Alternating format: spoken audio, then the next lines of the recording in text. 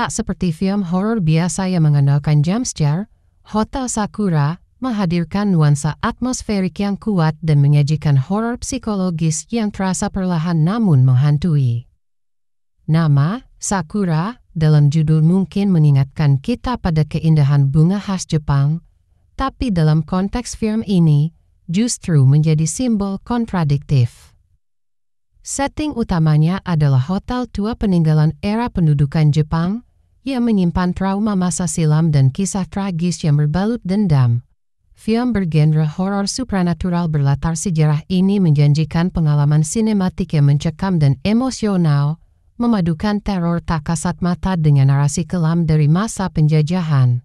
Dalam film Hotel Sakura, karakter utama yang menjadi sorotan adalah seorang gadis muda bernama Sarah, diperankan oleh Clara Bernadette. Sarah adalah sosok yang kompleks, dikelilingi oleh kenangan kelam tentang kematian ibunya yang tragis. Sejak kecelakaan motor yang merenggut nyawa ibunya, Sarah terjebak dalam rasa bersalah yang mendalam. Dia berusaha keras menerima kehilangan tersebut namun terus dihantui oleh bayang-bayang trauma masa lalu. Rasa bersalah Sarah bukan hanya dangkal, itu adalah beban emosional yang menggerogoti jiwa dan pikirannya. Setiap kali dia mencoba untuk move on, ingatan tentang ibunya kembali menyergapnya.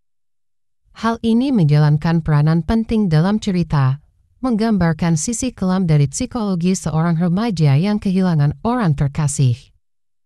Trauma ini menuntunnya mencari jalan untuk berkomunikasi dengan arwah ibunya, harapan yang semakin menipis seiring berjalannya waktu. Suatu hari, saat berada di kampus, Sarah bertemu dengan seorang pria misterius yang menyebutkan metode rahasia untuk berkomunikasi dengan arwah. Pria ini, yang tidak banyak diungkapkan identitasnya, tampaknya memiliki pengetahuan mendalam tentang hal-hal supranatural. Sarah, dalam keputusasaannya, menerima tawarannya tanpa mempertimbangkan risiko yang mungkin timbul. Ini adalah titik awal yang membawa Sarah ke situasi berbahaya dan menegangkan yang mengubah hidupnya secara drastis. Kegiatan ritual yang dijelaskan oleh pria misterius adalah praktik ilmu hitam yang mengundang makhluk gaib.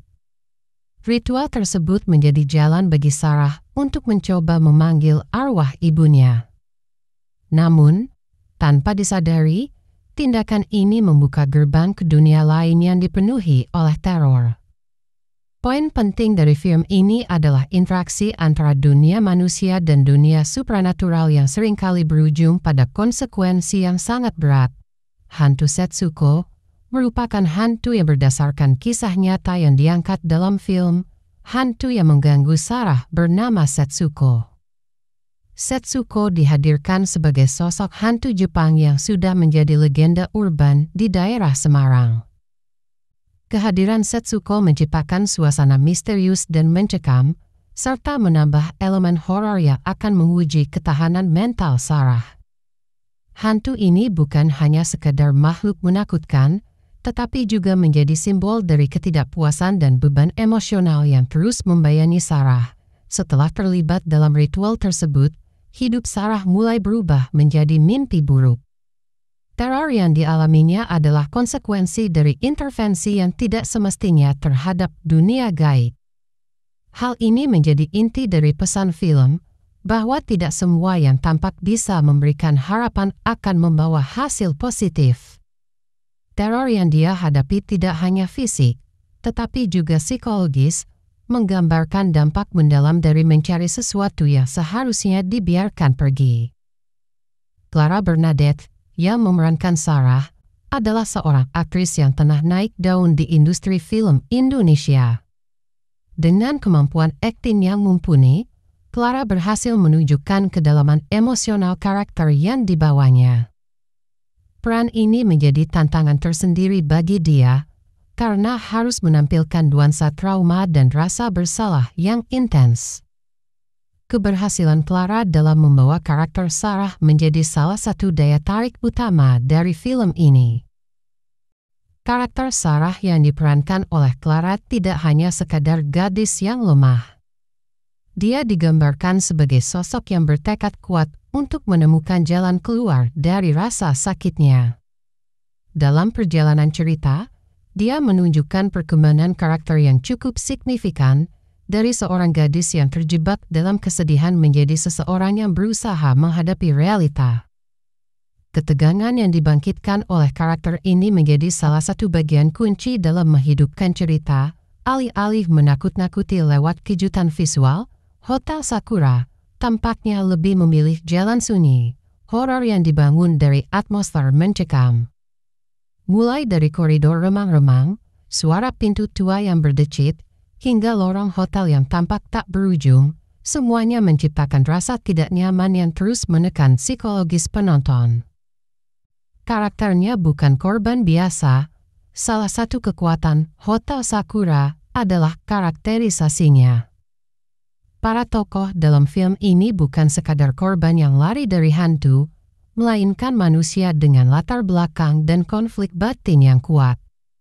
Mereka berhadapan dengan dilema moral, skeptisisme, serta trauma pribadi yang ikut memengaruhi cara mereka menyikapi teror gaib. Film ini tak hanya menakutkan, tapi juga memberi konteks sejarah yang membuat penonton merenung tentang trauma masa lalu bangsa. Dibandingkan horor lokal kebanyakan, Hotel Sakura menawarkan kualitas visual yang solid, dengan tone warna gelap dan gradasi pencahayaan yang dirancang menciptakan ilusi realitas horor.